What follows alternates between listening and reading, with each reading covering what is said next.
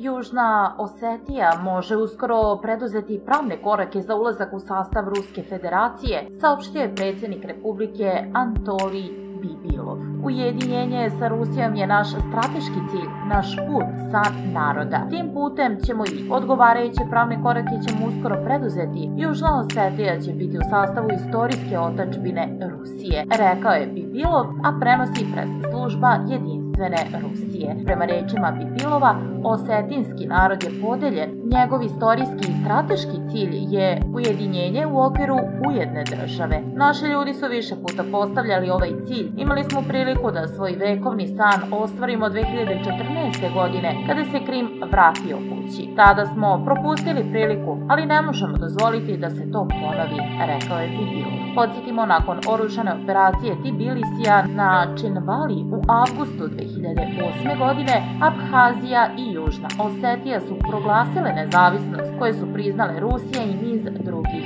zemalja.